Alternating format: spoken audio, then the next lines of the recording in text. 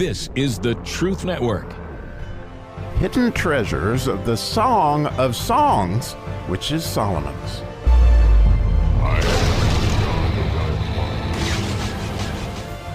Back from Thanksgiving, and we certainly have a lot to be thankful for. In this verse we're going to study today is we are in the 10th verse of the 7th chapter of the Song of Solomon, and that would be the Yud verse, and that brings light, and it always does. And by all means, this verse has lots of light in it, and it's absolutely a graduation to an extent. So this is going to sound familiar to a verse we've studied before, but it's a level up. Like, you know, we've been playing Pac-Man, and we now got to the 5th level or whatever. So it says, verse 10, I am my beloved's, and his desire is toward me.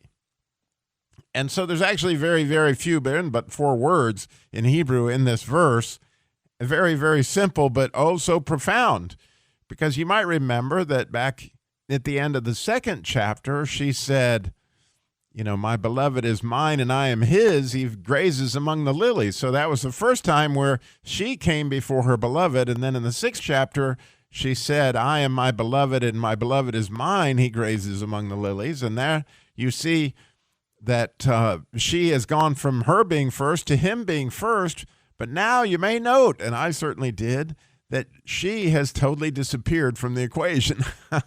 And it's all about him and all about his desire toward me, which is just a powerful, powerful word, as we can see that she certainly has graduated. And I love Matthew Henry quoted the 119th Psalm. Of course, anytime somebody does that, I love it. In verse 98, where it says, I am thine, you know, save us that because I sought thy precepts, you know, and that idea of actually being his is just a graduation. It's just absolutely spectacular. You know, I found it really interesting that Rashi had absolutely nothing to say about this verse, which usually means that he just perceives that it's very simply understood. And I think it is simply understood. It's very few words. But I went back to, you know, since this word that they use for his desire is for me, that word desire is a very, very powerful word. It starts with the letter tav, and it has to do with stretching out. But it's, like I said, a powerful word, and it's used in Genesis 3.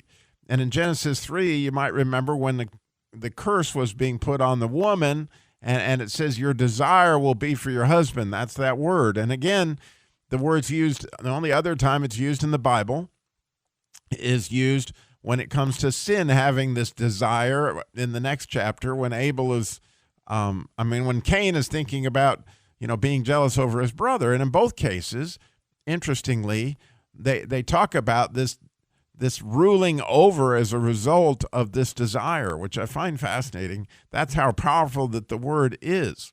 And Rashi does speak to that concept. In fact, he takes you to Isaiah and talks about desire there that was literally almost out of control for these people that were searching after Israel.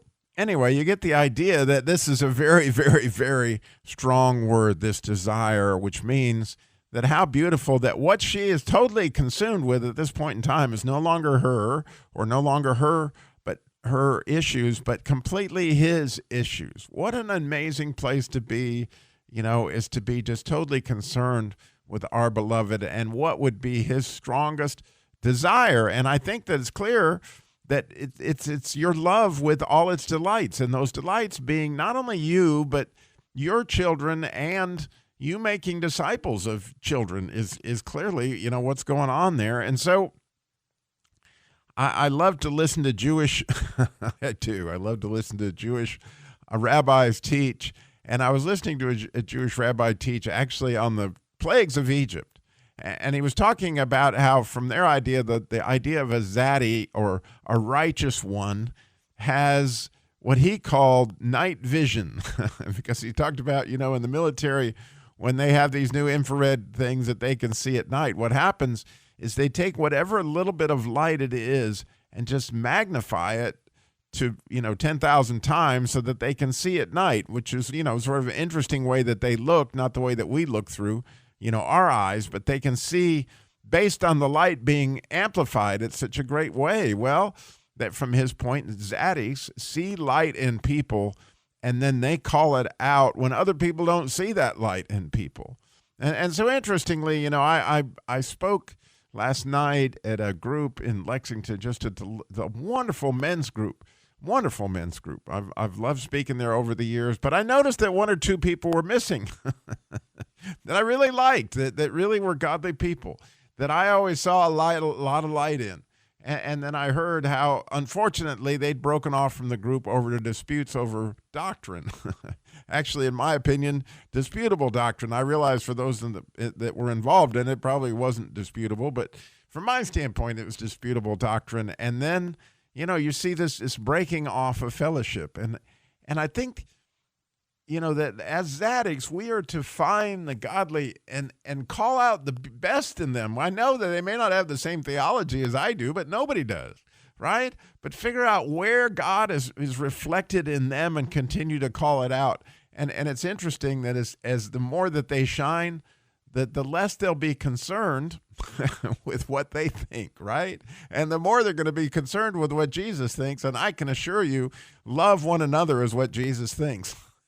I can assure you, he is all about unity and all about being delighted in love for one another. And so I love this idea that as can we be, those Zadoks, can we have that night vision to see the light in people and call it out where nobody else may see it in order to bring unity, in order to bring love. And in some cases, obviously, we call it out in hopes that they will push further into Christ and therefore reflect all the more light, where that pretty soon they won't be consumed at all with anything that they're thinking, that they're just consumed here with this graduation that the church has here in the 7th chapter, where it's no longer about them in any way, shape, or form. It's all about Jesus's desire. How awesome is that?